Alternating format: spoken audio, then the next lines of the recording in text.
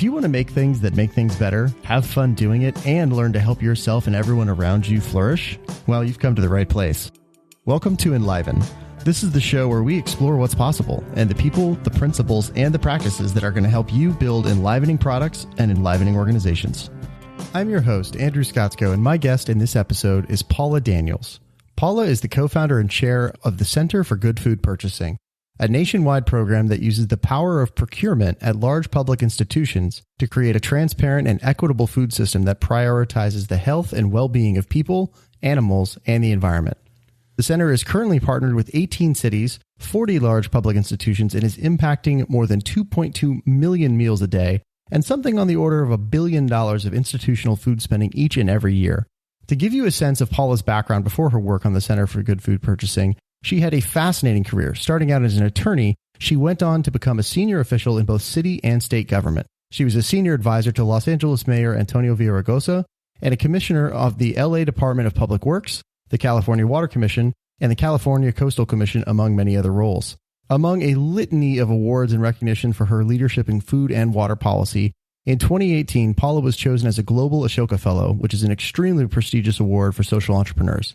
In this conversation, we cover a lot. The origin story of the Good Food Purchasing Program and how it came to be over an 8-year period, culminating in the actual moment when it almost fell apart the night before it was signed into existence. We talk about how to think about problems and systems holistically, how to design solutions to the problems you see, and very importantly, how do you collaborate with people very different than you to actually get important things done, even if you don't like each other. We talk about how business people should think about working with government, how entrepreneurs and government officials are different and how they can learn to have empathy for one another. And the through line of all of it, as she will explain towards the end, always being on the edge of our own becoming. So with that, I give you Paula Daniels. Paula, officially, welcome to the show. Thank you so much for being here. I'm excited for this. Yeah, me too. Thank you for asking me. So right before we hit record, we were talking about how it's really fun that no matter who you're talking to and what people do in the world, that we all connect over certain things. And movies is one of those topics. So I was hoping you could tell me a little bit about some of the movies you love that inspired what you do. I have a bunch of favorite movies, but one of the ones that I think of as being somewhat, I would call it prophetic, and it's a post-apocalyptic movie. It's not going to be the one you might be thinking of. It's not Blade Runner, which is one of my favorite movies generally about needing to have, a soul.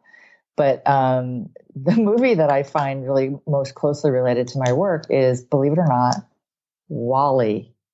Really? Okay. I was trying to guess before you said it, and I had a bunch of guesses, and that was not on the list. Okay, so tell me why WALL-E. But when you think about WALL-E, so it's a post-apocalyptic environmental disaster that it portrays. Mm-hmm. Animation has taken its place in the world and survives humanity, actually, because it's the creation that we'd set into motion. And this in the WALL-E instance, there are some very lovable animated creatures, and they're still trying to fulfill their role of farming. So they're working on trying to get the last living plant products forward. You can kind of imagine in the movie that industrialism has taken things too far to an extreme, and there are other reasons for this apocalypse. But then you go to where the humans are on this this bubble of a spaceship that's run by robots, and they're just fat. They're just consuming blobs that have no real agency. So the robots, which were humanity's creation, actually started inspiring the fat blobs to remember who they were and start bringing life back to Earth. So I just thought it was, let's call it emblematic about the food system work that I embarked on about 10 years ago, because there were those problems, right, of industrialization maybe being too linear in its scale of just growth for the sake of growth, without thinking about consequences and, the commons really of food production.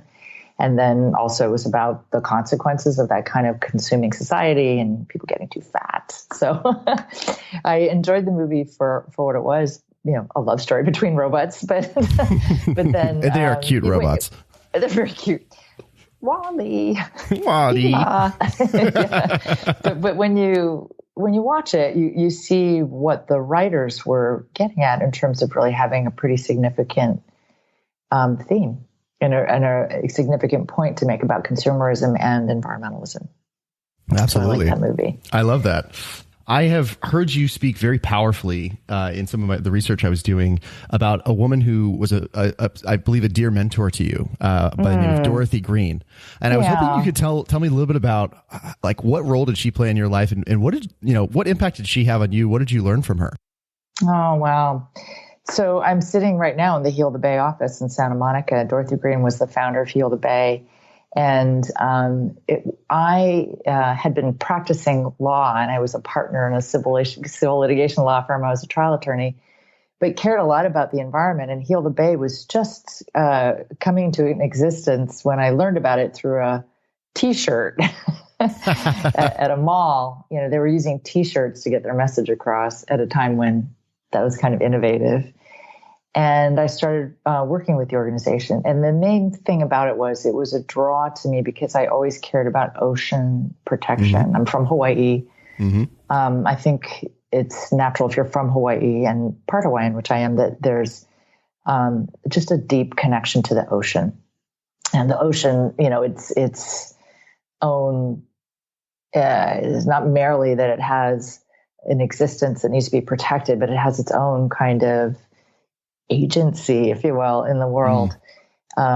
It just comes from the Hawaiian culture, I think, too, of a polytheistic society from a long time ago, where things were each, you know, the wind, the rain, the harvest, the creation of the world, they were all identified with different gods, you know, so people had a stronger connection to it. And that sort of passes down. But in essence, you know, I was looking at wanting to be involved with an organization that its mission was to protect the oceans. And Dorothy was the founder of that. So when I met her, she immediately recruited me to help. How did you meet? With whatever there was. How did I meet her? I volunteered. So I learned, I was shopping in the Santa Monica Place Mall. There was a little T-shirt stand on a cart, which was unusual. I said, "What's this about?" I saw the T-shirt. I said, "That's great. You know, how do you get involved? I want to help." And I got a piece of information on where to go to do the volunteer work. There was a big gathering at Loyola Marymount? No, at Maryknoll. And I signed up. And then pretty soon, there I am, a partner in a law firm. I'm organizing tables for a children's march on the beach that was, the march was to highlight the plight of the oceans and to gain support for it. So I got my law firm, my entire law firm involved, including my husband, my soon-to-be husband. We were dating at the time. And we started, just doing that work. So Dorothy appreciated my organizational capacity and started pulling me in. She goes, "You're a lawyer. We need a lawyer to do blah, blah, blah." And I said, "Well, I'm not an environmental lawyer. I was doing civil litigation. I was representing businesses." Mm-hmm. And, but I started going through the volunteer cards and pulling together all the lawyers who had volunteered and created a legal committee for Heal the Bay. So we did, environmental work. We did some of the organizational work they needed. We did a whole bunch of stuff. So Dorothy, so I got to know her because she just tapped me, and just wouldn't take no for an answer and drove her ideas forward with passion. And the thing that I always really loved and admired about her is she always saw around the next corner. So there we were working originally on the sewage treatment plant and trying to get it to full secondary, to get it to the point where it was complying with environmental laws. And as we were nearing that point, sorry, just to clarify one thing, when you say full secondary, what does that mean? Full secondary is an environmental standard. It means a full level of secondary treatment, so that when it's discharged out in the ocean, there's a 3-mile and a 5-mile pipe that it is discharged out into the ocean, that it's been treated to the environmental regulation standards. Got it. Thank you. And it hadn't been. So that had been the organizing principle of Heal the Bay. So we're, finally reaching a point where we see the end is, we're getting to where Hyperion is operating, at full secondary. And she goes, okay, now we've got to move on to the next thing, which was stormwater. And I remember saying, stormwater? Really?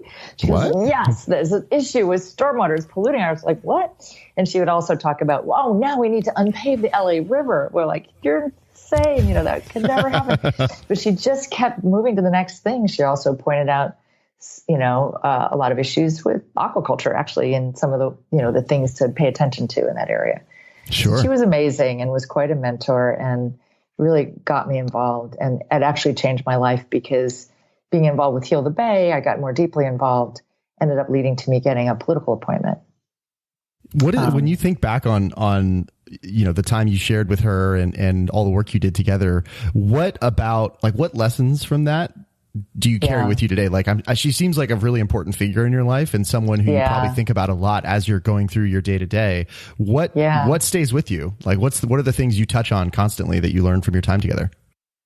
Well, she was, I think some of the things that resonated with me being a lawyer was she was very diligent and researched her issues well. She wasn't just emotional about them. She really put a lot of thought into it and a lot of intellectual rigor into it, believed a lot in science, and worked well with, wanted to work with the governmental entities. She never wanted to make enemies. So the whole point of the organization called Heal the Bay, because it had a positive association, she wanted to convey that. It wasn't about being against or fighting, or she didn't want to use fight words, although she fought a lot. She was very strong, but she didn't want that to be the ethos of the organization. She wanted it to be positive, find the most common ground to make change. And then she also really, really invited creativity. So her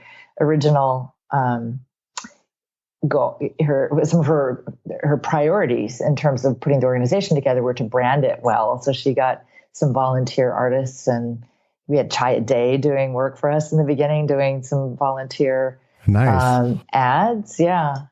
And one of them I thought was really compelling. It was sort of getting back to that point I was making about the ocean having its own life, to respect. Sure. An early ad, I remember, and we had some placed on PBS, but it was also in movie trailer. When you'd see trailers, you'd see this ad. Mm-hmm. Which was the ocean just rising up and saying, "You've abandoned me." Sort of like a lover saying, "I miss you. Where have you been? You've abandoned me." Just, having a soul, basically. Yeah. So we had a lot of creative people around, and she really encouraged it. And it made it really special. So she's really good at understanding how to engage people at the level of their heart and soul. Wow, that's beautiful. That's beautiful. When I was just listening to you talk about her, one of the things that I hear in that is it just sort of is reminding me of a lesson that I learned again not too long ago, was that is the idea of when you're trying to create something new, and as you said, she wanted it to be positive, like the language and the ethos of the organization to be positive. I think it's a trap that a lot of leaders fall into, is they never convert from a negative motivation to a positive motivation. So they're always they're always against something. They're never for something. Exactly. And it's like you can start. It seems like you can start against something. Like there's often a negative impetus, but it seems like to really go the distance and do it in a sustainable, healthy way for people, that there almost has to be this conversion process where you have to get beyond the initial negative spark and convert it somehow, or metabolize it into something positive. What do you think about that? No, I think you're absolutely right. And the idea of being for something is really key. And that really did shape my thinking about, where I wanted to be in terms of the work that's being done. There's a lot of good work done in environmentalism, but the place I wanted to be was the place where I was for something. You identify the solution and start working toward that. And I think it's important, to have a range of voices when you're trying to create change from 180-degree change, like from things being sort of really hardwired into where they are to a whole new place. But the space I find personally most productive is the solution space. If you can point toward that and get everybody working toward it, I think it's the best. That's perfect. So I think it's actually a really good, I want to segue slightly from that, which is a beautiful story. Thank you for opening up about that. And I want to hear a little bit about I'd love you to tell me the story, the origin story of what you're working on now with the Center for Good Food Purchasing. And, I know its origin came out of the Food Policy Council, but if you would just tell us the origin story of that. And then in particular, I'd love to hear what was the moment, what was it like for you when it finally became real, when it passed? Yeah. Okay. Gosh, how much time do we really have?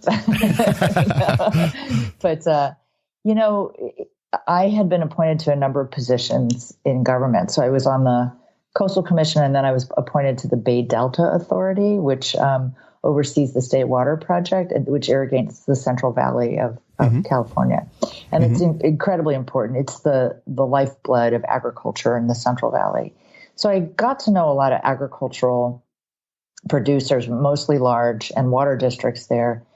And I've been thinking about this issue of the tension that I see a lot between environmental interests and, preserving the ecosystem and water for the ecosystem, and the agricultural interests. So a lot of it was just around the farmers trying to make a profit in a setting that's not that easy to make a profit in. So my concept was like, well, how about if we help them make a profit in the way that we see could work both for the environment and for them? Organic was, at the time I was thinking about this, was still relatively new, but it was beginning to get some traction.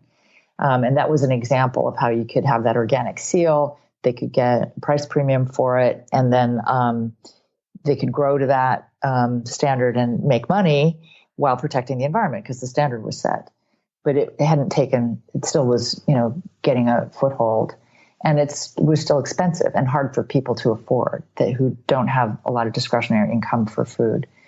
So I was thinking about creating scale for the farmers. And my idea was to have a procurement program, like to use the purchasing power of cities in order to direct, to farmers like this. These send market signals, like, can you grow in this direction because we'll buy it, right?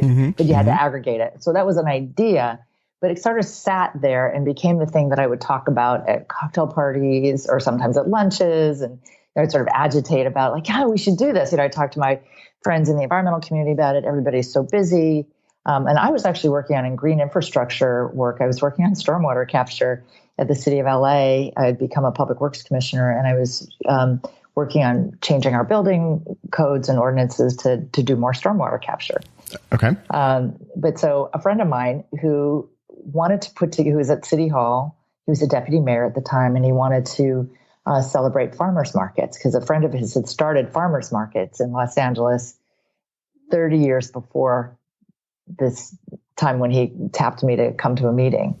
It's 2009. And he said, I know you're interested in agriculture and trying to make some changes. I forget what you talked about. I just know you're interested in it. Come to this meeting because we want to have a meeting about celebrating the 30th anniversary of farmers markets. And when you think about what farmers markets are, they were originally designed to help small farmers who are having a hard time getting to market, and to simultaneously serve low-income communities who were having a hard time getting healthy food because there weren't enough grocery stores and the food was too expensive for them, the produce. So it was like closing that circle on that problem. So when I was invited to come to this meeting, and the idea was, let's have it be meaningful. Like we'll do more than just applaud the 30 years. Like, how can we take it to the next stage? And I thought, this is my opportunity to get my idea. This is my time. This is my time. Yeah. And I'd been agitating for maybe 5 years already about this idea. Okay. So you've been stewing on this for a minute. Yeah. But just, it's literally is one of those things in the back of your head, but I was really super busy with a bunch of other stuff, but you keep it there. Right.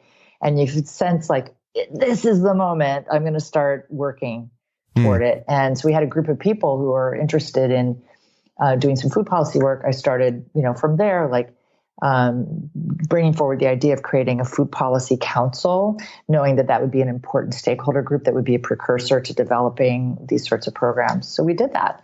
And we had the 30th anniversary of farmers markets on a September in 2009, it was about 10 years ago, Jonathan Gold came and he helped promote the event. We'd had a salsa tasting contest. We had press there. We had the mayor announce the creation of the Food Policy Task Force, and he gave us the charge of the things that we should look for in terms of creating a food policy framework for the region.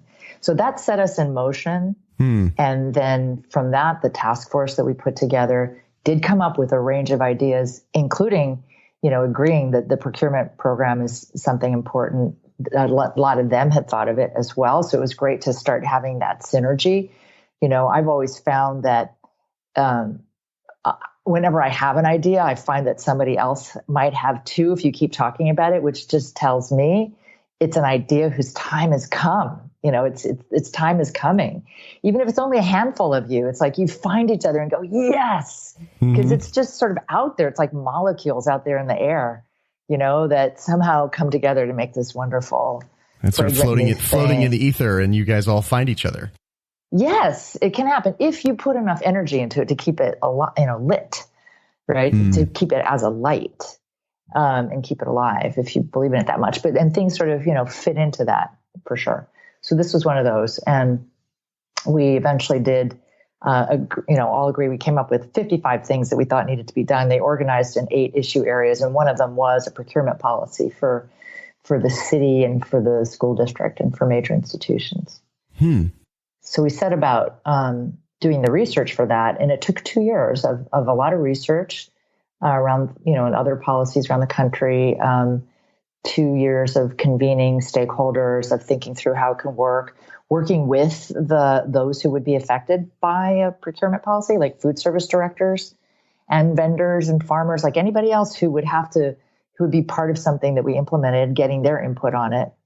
And then we finally were ready to go forward in 2012, right? So in 2009, we get everybody organized. 2010, we release our report with all these ideas, including that one. Then we start working on developing it. We get a basic concept together. We vet it like crazy, through, again, everybody who would be affected by implementing it, including the city departments. And then we go forward with a Good Food Day in October of 2012.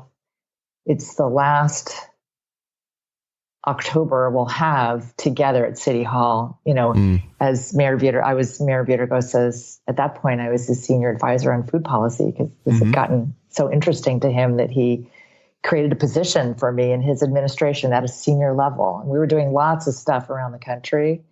He also was president of the U.S. Conference of Mayors. We created a food policy task force there.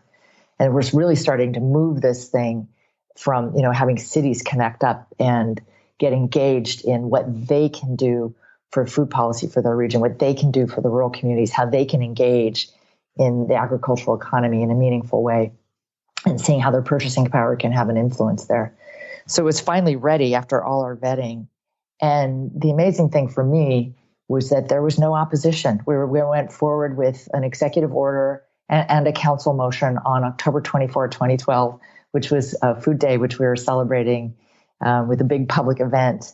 And I had done lots of things in legislation at the city and state level, and there's always opposition. Like I had a change to the building code for green infrastructure. There's always opposition. You get it through because you work it out, but there was never any opposition to this. It was a truly kumbaya moment. So we had all sorts of support. Yeah, it was great. We had all kinds of support from the business community involved in food, from farmers, from the American Heart Association, the American Cancer Society, from environmental groups, labor groups. From health organizations, it was the most unified presence of testimony and support from stakeholders that I'd ever experienced. And it was just it was a pretty wonderful moment. I want you to paint that picture a little bit more. So it's October 2012. You've been grinding away on this thing for like 3 years actively, 5 years before that of just percolating in your mind. So you've got 8 years of built up, just working on this thing. But so was there a specific moment where it just like the floodgates open for you and you're like, wow, this is real? It's done. Or at least that phase is done maybe. Yeah, I mean, it was nice to have it adopted. There's so we had the mayor come and sign the executive order, and until he signed it, and there were those like movie moments, because I won't go into too much detail here, but let's just say I got a call at midnight from somebody saying, "What about?" And it wasn't opposition; it was just sort of a technical issue, and I was like, "Oh my God!" After all this, so this is like midnight going into the day. Yes. No, this is like, can we talk this through? I can't give you the details. I get it. I partly don't even remember it. I just remember the feeling of, you're kidding me. This is not happening right now. But kind of working it out. It was really a technicality, a procedural technicality. So it's boring to even relate it, but to say that it might have scotched the whole thing. So, and I had a bunch of those moments going up to it, like somebody saying, "But what about this?" Like, okay, we'll fix it. And we finally, so I don't have much sleep. There's hundreds of people coming to this event to testify for us and help celebrate. And we have like food, and we have, speakers and entertainment. We got a lot going on. And then we have the mayor sign it. He signs it. To me, that's like, oh my God, it was just such a great moment. And then we go in and testify in front of council, because we simultaneously had a council motion. And so we're on TV. It's a televised hearing. All the council members unanimously support it. And I can just say it just felt really great.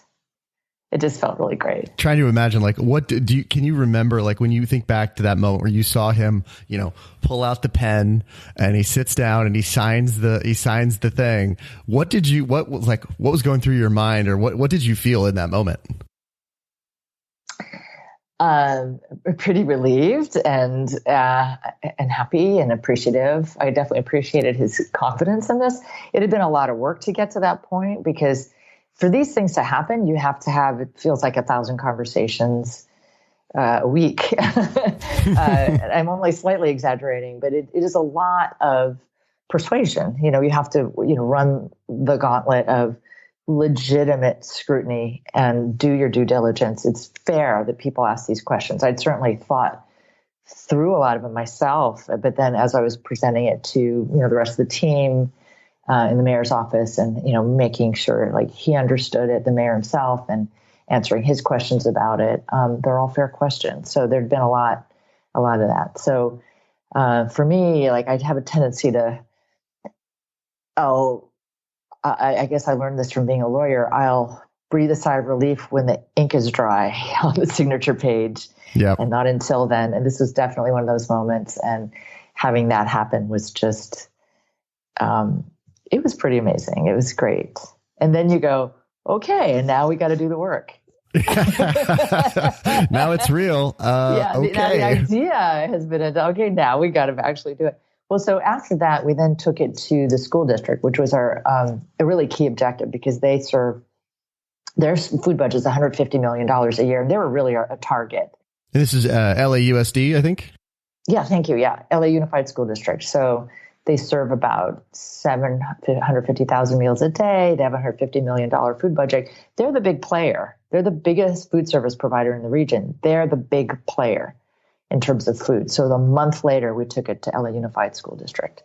And that was a great moment too.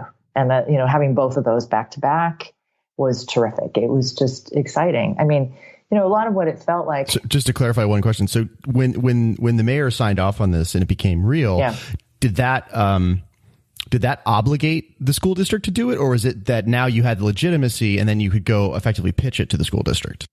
Yeah, because of the way our government is structured in LA, the city and county are not combined. So the mayor doesn't have jurisdiction over county entities, and the school district is a separate governmental entity. That's not true in other places. So you might hear how the mayor of New York has directed the school district to do X, Y, or Z. In New York, the mayor had control. In Chicago, the mayor had control.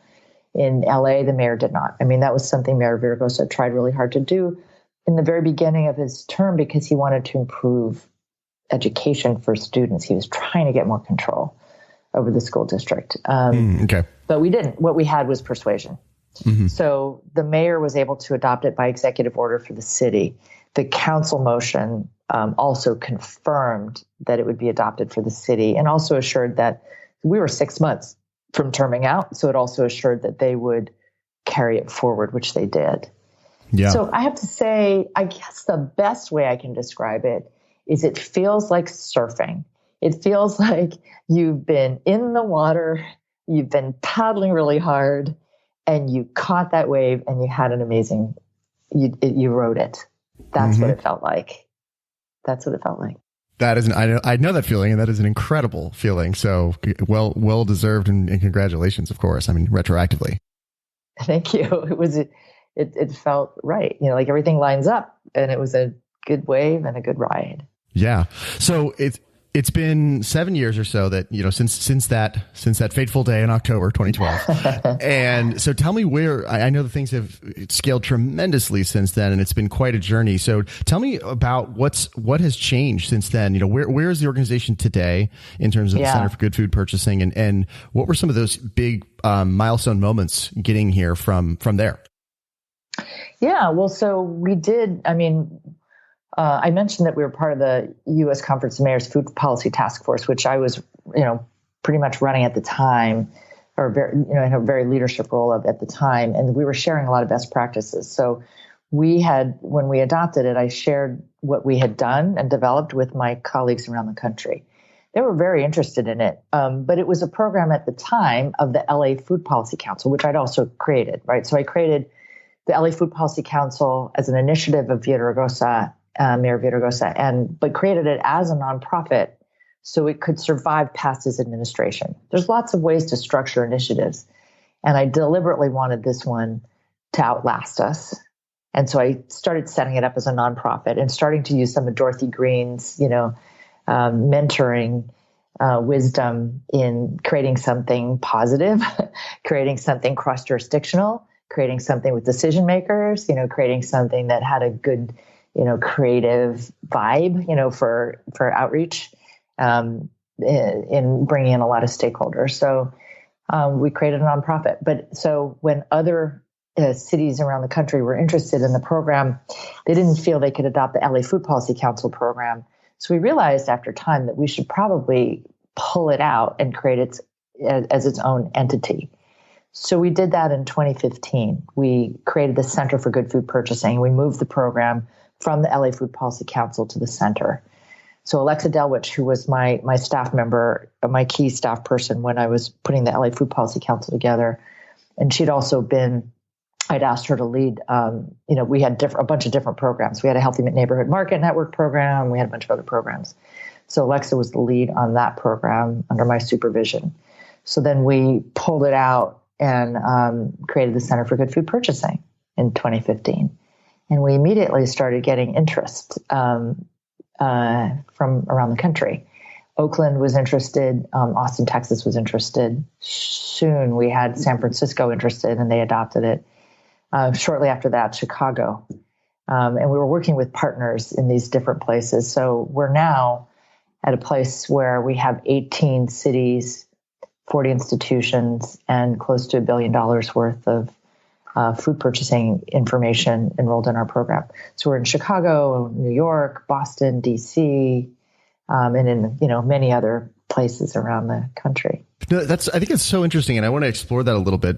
If someone's trying to build, whether it's a new company or a new program intervention, and they need to think about working with lots of different people, lots of different stakeholders, communities, regulators, what would you recommend to that person? How should they actually think about approaching that kind of work?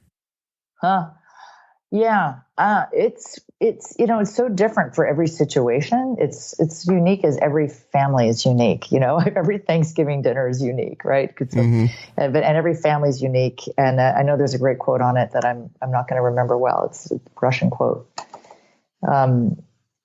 I think I know the quote. It came up in one of the episodes that just happened to go live. It's from Anna Karenina, and I believe it's all happy families are alike, and every dysfunctional family is unique in their dysfunction. Something to that effect.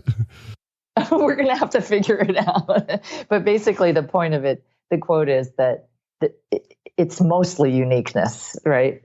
And so every situation is like that. But I think what is probably most important in every situation I've been in, and every work I've ever done has always involved working with people, because that's really the only way you can get anything done. You can't ever get anything done by yourself, ever. Mm-hmm. You need, it's a team. So whether it's you and your small team, which then expands to the broader team, it's always going to happen more through teamwork and through village work, I'll call it that, than just thinking you go out and just like snap your fingers and make it happen. So I think having honest respect for whatever the position is that the person is you're talking to, like what their concerns are, what their interests are, what their particular unique type of humanity is, like who are they? How did they orient themselves to the world? How do they process information? What do they need to make decisions? And everybody's different that way in every way. Everybody manages it differently. So as best as you can to deal with each person as a complete human being and to really respect that, I think will always work in your favor, no matter what the situation. And one of the things that I find a little disappointing sometimes is that when somebody's in government, it's like some veil was pulled down over their face and people just see the mask. Like, that's a bureaucrat. And they assume certain things about that human being it can be harmful to both of them, and definitely the relationship if they let that assumption go too far. I was in many situations before I started doing this work with the Good Food Purchasing Program where I saw people yelling at some junior staffers in a stakeholder meeting around a project, as if he didn't have feelings. It was pretty amazing. Mm-hmm. And I stood up there and said, let me introduce you to Derek. Do you know that Derek likes to play the guitar and some of his favorite music is, whatever it was, I don't remember. And then he likes to grow pumpkins. And I started telling the story of this human being. Mm-hmm. And I think people just forget that sometimes. So I know that sounds simplistic, but I think it definitely happens when people have a role to play in government, that they're seen for their role and not for their person. So how do you coach somebody? I'm sure you've had junior staffers who have struggled with this at times, or people who have come to you for advice. They're trying to get something done and maybe they're frustrated. Maybe they just don't like the person they need to work with, but they need to work with them. How do you actually, like, if you can think back, don't have to give away any details that you don't feel comfortable with, but if you can think back to a case or two where you've actually coached somebody through this process, how did you advise them? What were the things that they needed to do differently to actually see that whole person and be effective despite their differences or frustrations or feelings or whatever the case may be? A lot of times it's a matter of paying attention, and having conversation, a little bit of conversation in the beginning before you get right to the point, but also just trying to sit and listen and talk through what some of the cues were that they got from the person and help them understand it. And, I'll have to say too, sometimes even that doesn't work. You can try to be have real genuine human to human interaction, and it doesn't get you anywhere. So then you have to start thinking about how else to influence that person, right? If it's about changing their mind, like who else might influence them? And what else might work, or what other methods? So if the one-on-one isn't working, could you ask for a meeting of a larger group? Could you do something larger and have them come? So you give them lots of points of interaction so that they can really, the goal is to get them to understand more. And the more, to me, like the more you can educate, the better. So I guess I'll give you a different example, which is when I was trying to get the city to change their thinking about, I'm a key official in the city at the time. I'm taking you back to that moment. And I have jurisdiction over this area, which is stormwater capture. And I was trying to get them to do it differently. They were just, funneling it down these drains, and it wasn't, it could have soaked back into the ground through green infrastructure, would have been better. But they just weren't wanting to do that. So instead of like just working just at the top level, I said, to the top level folks, give me your middle managers. I want them to come to a meeting, and I'm going to start by figuring out what the resistance is, like why they are having a hard time changing their mind about that. So I spent a lot of time sitting with them, hearing what their concerns were about, making sure things were safe for people. So it wasn't that they were, completely opposing green infrastructure. They just were worried about safety, and they were worried about other things, right? So how do you break through what those issues are? So I just started bringing in, I created a group called the Green Streets Committee, and I started bringing in their peers from other jurisdictions who had dealt with the issue. So it basically became like a class. So they could talk to their peers, and they were able to ask their peers, like, well, how did you deal with this issue? How did you deal with that issue? So their fears were overcome. And usually it's fear-based thinking. They don't necessarily want to mess up, so they're worried about something. If you can figure out what that something is, and then, give them examples of how it's handled differently, then you can start making a difference. We did, in my time there, we did turn around their thinking 180 degrees. So they are very much champions of green infrastructure now. That's fantastic. My assumption, based on some of the other conversations I've had with guests on this show, has been around when it comes to changing specifically culture, but also somewhat like thinking around it, right? If organization, I'll just say like the general thinking of a group of people or an organization around an issue. And that is often represented and manifested in the culture of that organization, that it's like a slow process. And often my assumption is that it's not that it's impossible to do a 180, but it's really hard. And often it's in stages, right? If you're going to the right, you have to go up a little bit, up a little bit, up a little bit. And then like you eventually make your way back the other way. But it sounds like you were able to turn it around a lot faster. And I'm curious, how do you think about that? If you need to like try to redirect a culture or a group of people, how do you actually think through that process? How do you do that? Well, I don't know how fast. I mean, it took a couple years, I will say, for the Green Streets Committee too. So it took some time. It does take time. There's no question about it, especially if you're working with government. I mean, I think the thing I love about entrepreneurial thinking is that it's pretty nimble. When you have, all right, so let's go back to our surfing analogy. I've used this before, but I do think that entrepreneurs are like surfers, whether they actually surf or not. I think they're more like surfers in this sense. They are really ready to deal with uncertainties. So they know how to, they have your basic skills, but they kind of know where the beaches are, but they have to have their equipment, like the surfboard, and to be in the water. And then everything else is uncertain. Like you have no idea how things are really going to go that day. So they embrace uncertainty, and they're just sort of ready when the moment comes. You feel the wave, you go. Most people in government are more used to baseball, whether they're baseball fans or not. So baseball has a lot of rules. Baseball has, rules for where you can stand, for how long, what's in, what's out, what's the right height, for the ball, lots of precise rules.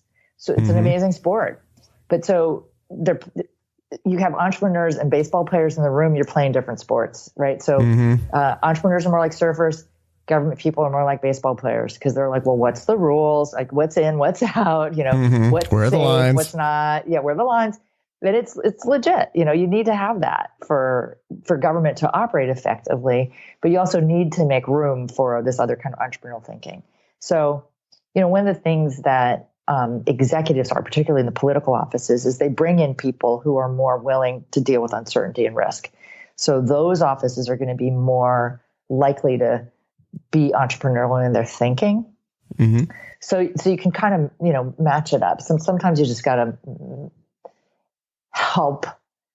If you need somebody to take a risk who's not a risk taker, you need to help them see what the path might be in that risk, right? And you need to help explain it and to kind of minimize risk is kind of where it is, I think, for some of those thinkers. And minimizing risk sometimes can come from just understanding something more, if that makes sense. No, it totally does. One of the things I want to shift gears slightly here and ask you about is one of the things that I think you and I are both quite interested in, and I'm curious to hear just what your thinking is about it today as a jumping off point, is the idea of the circular economy and regenerative systems. I want to go explore that idea and what's happening today that you're seeing and what's like catching your attention in that space. Oh, I am so interested in bugs. Okay, tell me about bugs. I am fascinated by this concept of insects as a form of protein in a way that makes complete sense. Like is a less impactful from an environmental standpoint and probably more easily manageable.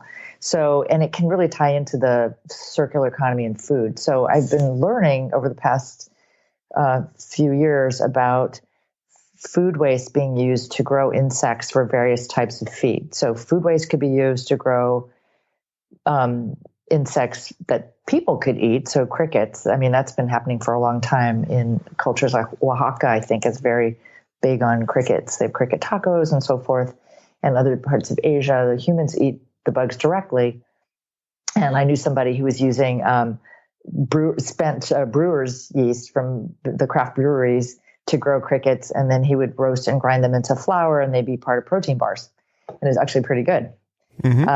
So there's that, but then there's also just an awful lot of protein that goes into animal feed around the world. It's a huge industry, and there's a lot of potential for insects to be part of that process. So insects for animal feed, particularly for aquaculture, it's an exciting area and really taking off. And I find that the fact that we could take all our food waste, grow insects, have it be a more environmentally sustainable way to feed farm fish, as well as all the other animals that we're rearing, I think could make such a huge difference.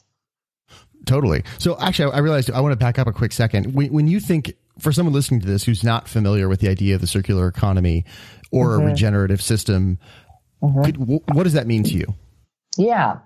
Well, it sort of means doing things the way they were done in my grandfather's day or before then, where you pretty much use everything in the cycle. So it's cradle to cradle versus cradle to grave. Great book. So what's that? I said great book, by the way. William McDonough, right? Yeah, it's a fabulous book. And he really pointed that out really well. So it's making full use of everything. And my grandfather in Hawaii, who lived on Maui his whole life, we're from Maui way back, but he would reuse everything. Like he would compost, he would have gray water. It would make nothing ever went to waste. It was always put to use. So in some ways, there's no such thing as waste. So in a circular economy, nothing is wasted. Waste means nothing because it's always reused.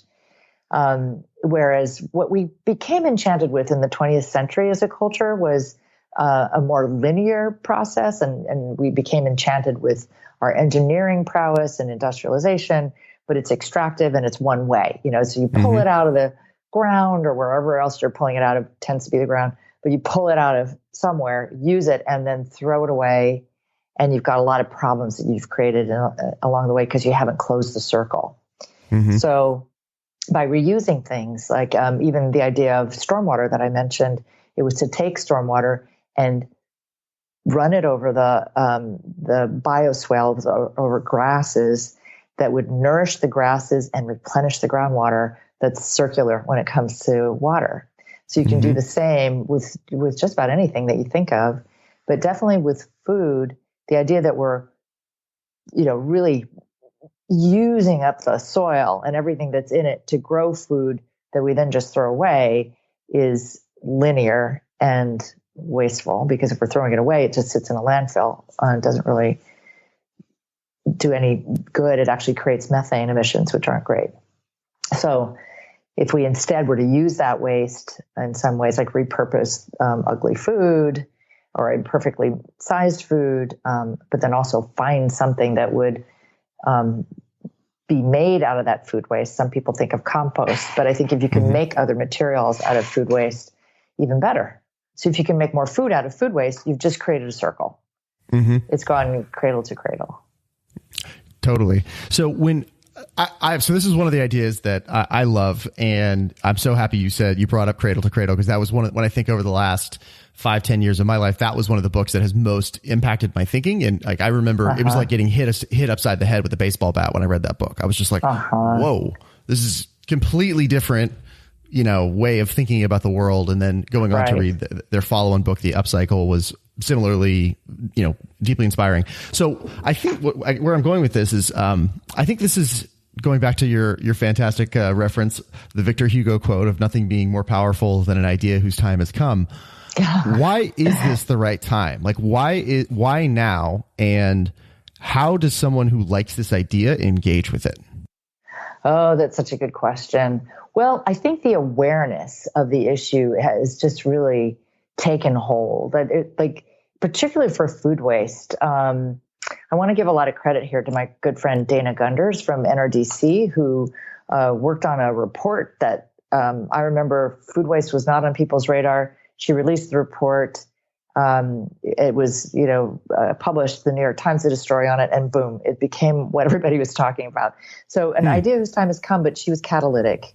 So that's one thing that I think people can have faith in, is that even though they may feel they're at a point where they're maybe a lone voice in the discussion, they actually can catalyze a lot of other ideas that can move it forward. So Dana was tremendous in bringing that idea forward and quantifying the level of problems we're having from food waste. So the awareness of these issues, I've never seen it be so great. And there's so many companies, there's so many people everywhere in government and nonprofit organizations who are willing to work on these issues. And we also have the ability. I think that the tools we developed in the 20th century, we were applying them differently then, but now we know how to use them in a way that really supports our values of nurturing the environment versus merely extracting from it, and being respectful of people as well as planet. So I think a lot of the tools can be put to good use. And there's a lot of opportunity for innovation in that space, because there's a lot of people searching for the particular solution for their end product of food waste. So one of the things that I think has been promising over time is matchmaking software, right, to connect the pounds and pounds of imperfect produce with somebody who might do some value add, like make jams out of them, or otherwise, applesauce, apple pie, whatever, who cares what they look like? It's going to be cut up anyway. Yeah. So the best banana bread comes from really ugly bananas, by the way. They're almost they're super dark brown and they look like they're about to rot. That's actually the best for banana bread. That's right. They're super ripe. Yeah. So I think all those things are more possible, and it's just only left to someone's imagination to figure out a way to connect the dots.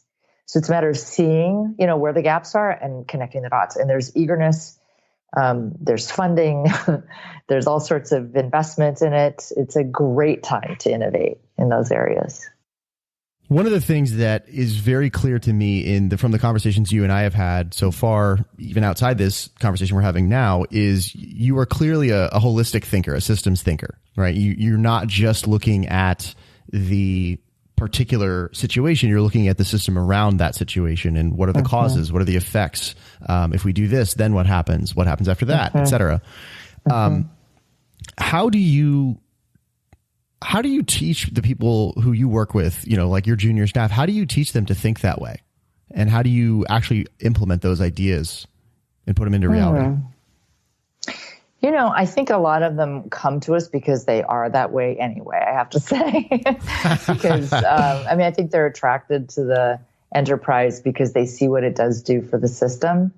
Mm-hmm. But, I think part of what I find important is to continue to have the broader discussion. And you can get lost in the detail of moving something from point A to point B, or responding to the 100 emails, or, whatever it is. And get lost in details. But so we do always have the conversation, and we do always remember the bigger picture, and have opportunity for exploration of ideas. We used to do a whiteboard. We used to check in periodically, was my favorite thing to do, where every month we would use the whiteboard and say, okay, what are we doing now? And what of these things is going well? And what are we not doing that we would like to be doing? And what are we doing that we don't think we should do anymore? Right. Okay. So just kind of doing that gut check. And usually when you ask, or what are we not doing that we think, we'd like to be doing more of, that's kind of when you get into that picture of what's the wraparound here of this day-to-day that we're moving forward. And that generally does invoke the systems issue. Because if we're already, sort of attuned to being mindful of it, like what are we hearing from folks about what they need that we're not addressing, that will trigger the need to think about, what the whole system is. At least our conversation around it would be that way, for sure. Mm-hmm. Are there any particular tools or approaches you use in your work to think through and understand a system? That's a really good question. I don't know. What do you think of? Tell me some of your ideas. We'll bounce it off. I'm sure you've heard some. Yeah, sure. Yeah, no, I definitely probably too many, actually. I think the hard part is actually in a lot of these things is figuring out which tool do you pick out of the toolbox, because there's so many available. Let's see. So one that came to mind before we hit record, you were discussing how certainly for a lot of the important issues that need to get worked on and solved, whether it's in food policy or, pick your favorite issue here.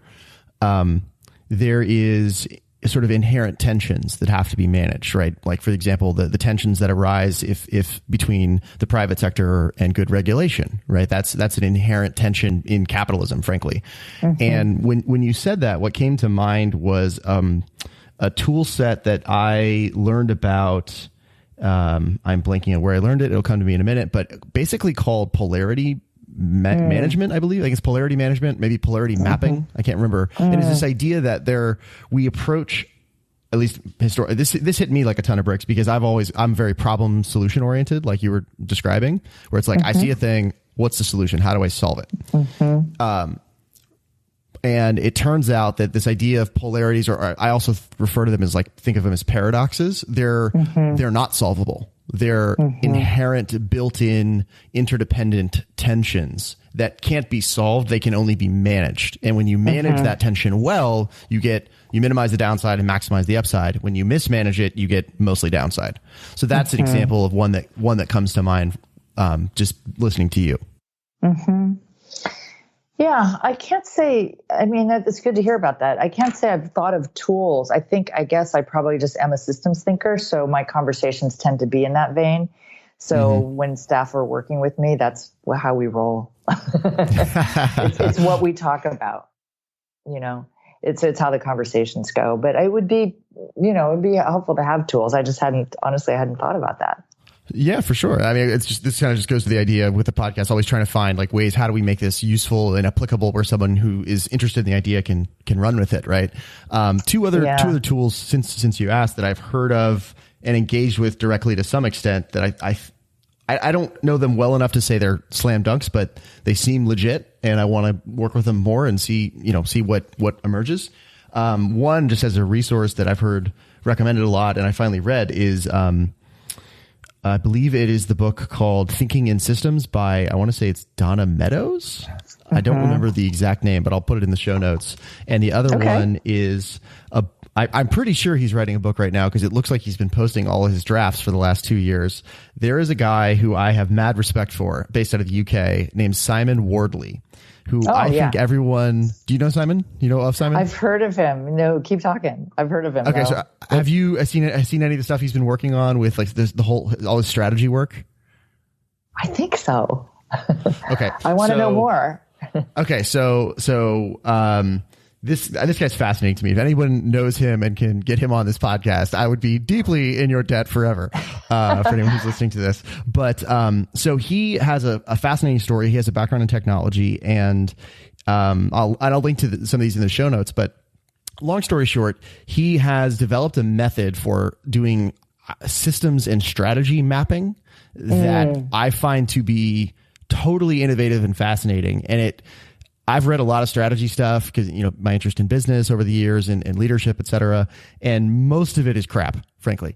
And his stuff was the first time I read or came across anything that was really about strategy where I went like, holy crap, I think somebody cracked it. Like, I think this guy is nailing something here in a way that I haven't heard or seen anyone else do. So, I'll link to this in the show notes, but I think if anyone's interested in systems thinking, strategic thinking, especially, I will link to the drafts in his YouTube talk. I will say the drafts are very long, but the payoff is tremendous. So I can't wait for the final book because it's clearly on the way to a book.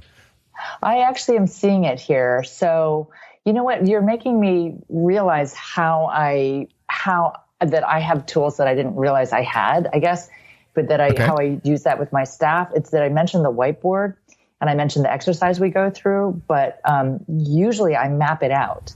It's usually a series of circles and lines and diagrams. So it just shows a flow that I think, creates the context, the system context. So I'm looking, while we were speaking, I looked it up. So I'm looking at his mapping and that looks so familiar to me. It's like what I do, like with my, and I have conversations, I say, well, it's this way. So I'll draw something out, but then I'll have one of the other team members draw it out too. So you can see how they're thinking about things and how I'm thinking about things, and then it sort of matches up somehow. So I think a visual is a really good exercise. We might even map out. So we were talking once about how to sort of shift roles in the organization. And so we mapped it out. What are we doing and where do people go? What's the overlap like? 'Cause it's Venn diagrams, something like that. Mine are always circles and arrows. Somebody else has boxes, that move along. So, but so this is helpful. It looks really great and fun. I will say it is a deep rabbit hole when you read the drafts, and I spent a solid month reading them all like a year and a half ago. Totally worth it. Changed the way I see the world completely. I'll link to this in the show notes. And, if anyone's interested in this, I highly recommend checking it out. And I cannot wait for the book whenever it comes out. Well, it gives you a bigger picture thinking. And it also invokes something other than just words, right, to describe things. So it helps use like a lot more of the cylinders that you have in your brain. The obvious piece of value, at least that I went to, was like, oh, great, this will help me understand this better. But probably the bigger piece of value is the communication, the interaction around the ideas that it enables between people and stuff. Like, okay, I drew a map and then you independently drew your own map. And then we put our maps side by side and we talk about what's different and why. Exactly. And suddenly we're all getting smarter. Yeah. And we're learning a little bit more how the other person thinks and, how to fit that in. And we do whiteboards all the time. So that's, I guess, part of our team thing. For sure. Still nothing better than two people in front of, or multiple people in front of a whiteboard. One of the best ways of thinking of all time. Awesome. So I want to build on this really quick. So, I want to try to do, if we can do this as a practical case example to whatever extent that's possible. So, I really like how you approach thinking about solutions, right? And you like looking at the system like we're talking about and figuring out how the components of the system interact. What are they? What are the forces at play, et cetera, et cetera. I am sure over the years and currently you have people who come to you and they're looking for advice or guidance on how to, they're passionate about some issue and they know they want to do something about it, but they don't know what exactly there is to do or what they want to do. How do you walk someone through choosing the right intervention for them to pursue and then designing that intervention? Yeah. Well, once again, that's so different and so unique to every situation. But I feel like probably if I was to lay out the most typical process, it would be really talking through what they want to accomplish and why they think it's not already happening. Because if it's already happening, then you can support what's already happening. As an example, when we were designing the Good Food Purchasing Program, my first step was to find out, well, is there one out there that we could just adopt? If there was a good one, why reinvent the wheel? there's enough need to support good things that are going on, and we all have lots to do.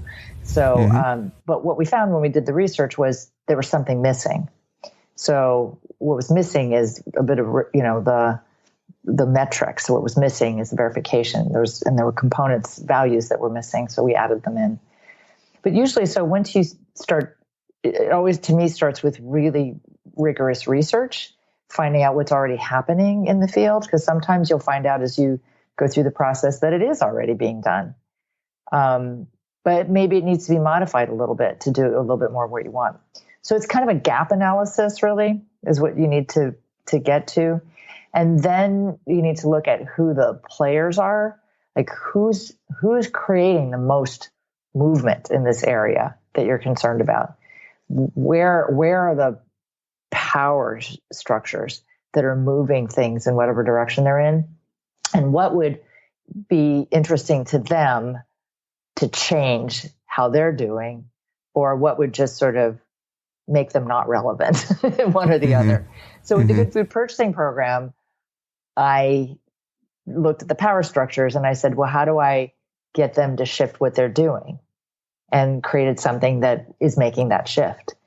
If you look at another company like I guess Airbnb, they did something that started making hotels less relevant, right? They came up with a model that said, well, they're not doing what we want to do, so we're just going to do something better and make them less relevant. So, but what their goal was being able to let people use properties. They were trying to solve for that problem that they had, that they wanted to get some income from. A good goal. So I think it starts with the gap analysis, looking at the power structures, like who's making those moments. And then I think creativity comes from having a lot of good ideas in the room. I usually put a brain trust together of good thinkers and start just talking. Like, what do you think about this idea? And I might have one-on-one conversations. I might do it in a dinner party. This is why my friend knew that I was interested in agriculture, because I tend to talk about these things at cocktail parties and over drinks, because it's always on my mind. So, but there's just lots of places where there's a fertility in conversation that we don't always tap into, you know, and there's lots of, particularly if people have different work experiences than you do, they're going to be able to bring a lot more, good thinking into the equation. So it's just kind of fun to get ideas from those places. So research, gap analysis, identify power bases and movements, intuit. To me, it's like you intuit your way into an idea that could solve, like, what if this happened? How would that change things? And then kind of vet it, like initially through the brain trust, and then you can refine. What do you think about that? That makes sense. It's like I can sort of see the steps in the cycle, right? It's like clearly a cyclical approach that you're cycling through this, over and over and over and over. And as you go through that cycle, your thinking is evolving, your understanding of the gaps are changing. I think that's, it makes sense. I think there's, is there anything that really makes a difference in that process, like that makes that process more effective? Because I think that a lot that makes good sense, everything you just said, but I'm wondering if there's secret anything sauce. In particular. What's the secret sauce? How do you do it well? I don't know. I think I have a tendency to recognize patterns across sectors. So I know for me, I tend to draw on other sectors. So, for example, in working on the food system issues, I started seeing an analogy in my mind between how we were trying to make this change in the food system and what had been happening in the energy sector with renewable energy. And I don't know how apparent that was to others, but I know I saw it. So I started thinking, well, so I started researching that. Like, how did they get renewable energy to be such a strong force? I started talking to people who did it, right? And I learned from the energy sector what they did. And there were a lot of analogies that I could think of to what we're trying to do in the food system and create a stronger local food economy that also supports environmental and nutritional health. And, started moving in that direction for the next stage. So I think of that a lot, so I'll draw on that source. There are probably people who think about this in more rigorous terms. I think I tend to follow, Malcolm Gladwell's book, Blink, where he talked about it's sort of what I saw it as a cultivated kind of intuition, an intuition that was based on experience. And for me, I think because I am a cross-sector person, I've gone from a lawyer representing private sector businesses to being involved in government, to being a nonprofit, to, and I've been in water, I've been involved in a bunch of different issue areas. When I represented private sector businesses, I represented medical companies. I had a lot of exposure to a lot of different kinds of businesses. So to me, things sort of line up as patterns that you can draw from. So I think it's the learning from cross-sector learning that I think is really helpful. So I want to sort of shift gears and start to wrap up here with some rapid fire questions. They are short questions. Your answers don't have to be short. You can riff for as long as you like, but hopefully the questions are short. So the first question is, this podcast is called Enliven. And my question is, as you do your work and go through your life, who or what is enlivening to you? What keeps you full of life and doing your work? Oh, well, I mean, I wonder how many people have given you the same answer, but it's the people that, it's that really amazing spark of human interaction when you see your ideas land with somebody and, you have aha moments together. That's just wonderful and it drives it forward. But also just getting the sense that you're making a difference, contributing to the conversation. A lot of it just feels so much like music to me. When you have music, there's a lot of levels of harmony involved that make it music. And that's what I see. That's, fun for me and exciting for me and encouraging. And I can sort of ride on that through the rough moments of knowing that it is making a difference to somebody else. And it's, we're all creating this fabric together, creating this harmony together. How corny was that? Even if it's corny, if it's true, that's what matters. It's actually true. Well, there you go. Thank you. Yeah, no, I love that. So, thinking about that, are there any particular, mantras or quotes or things like that you continually use to keep yourself grounded or inspired and that you repeat to yourself? Yes, there's a bunch. And, I have them on my home office tied up. But one that I really love is, we are what we repeatedly do. Excellence, therefore, is not an act, but a habit. That's one I like a lot. So it just reminds me to not, slack off. It's like every moment matters in terms of the quality of interaction and what you're putting out there into the world. Every moment matters, particularly when it comes to your work. I mean, obviously we can, have our relaxing moments, but the work requires that. And then I love the quote, luck comes to the prepared mind, because I think that's really true. I think that you make your own opportunity. And my mom always loved this quote. The future belongs to those who believe in the beauty of their dreams. Eleanor Roosevelt. Yeah. Then there's another one that I can keep going. But there was a poem that I read to her because I really liked it. And she loved it and my mom loved it and put it in her signature line. And it's a poem from Amy Gersler. It's called Advice to a Caterpillar. Let's see if I can remember the beginning few lines. It says, chew your way into a new world. Molt, rest, molt again. Self-reinvention is everything. That's the line. That's beautiful. So it's beautiful. It's advice from a caterpillar. by Amy Gersler. It's that you're always on the edge of your own invention. And every moment has that opportunity.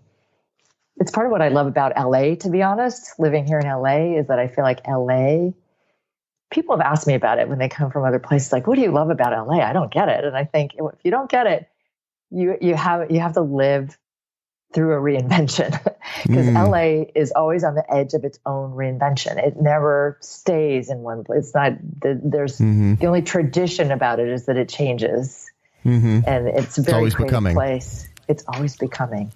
That's exactly right. And so are we. Indeed. And I think that is like the perfect place thematically to end this. And I think this will probably be a part 1, and though I think there'll be a part 2 later on. But just as a way of wrapping up, I have 2 final questions.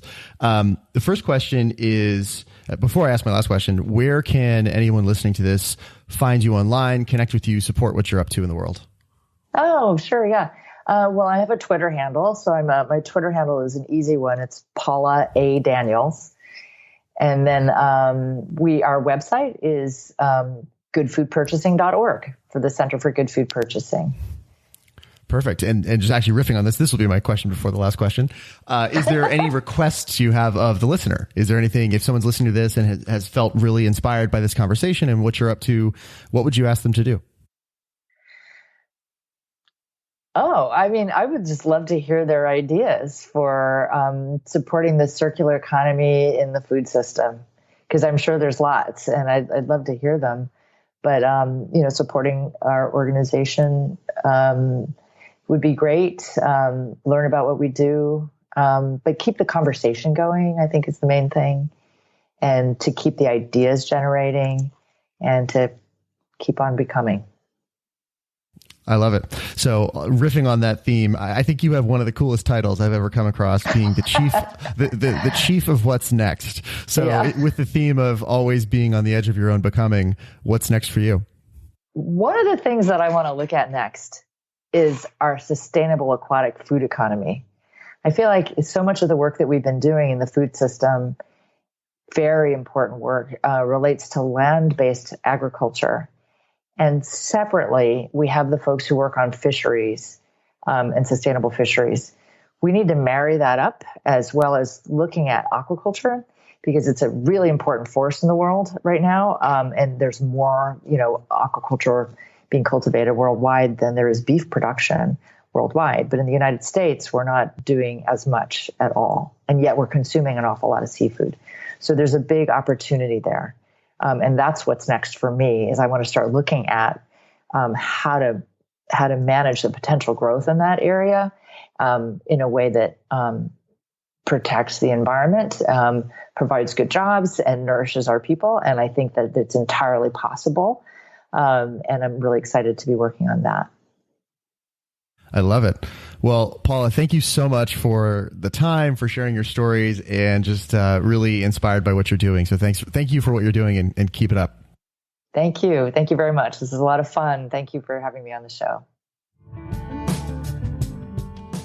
Thanks for listening. If you enjoyed this episode, please rate and review us on iTunes. That helps us reach way more people and build this community up. For show notes, links to the resources, and everything else we discussed, please go to enliven.fm. Feel free to reach out with questions, feedback, or just to say hello by emailing connect@enliven.fm. Be sure to subscribe, and until next time, my friends, leave them better than you found them. We'll see you soon.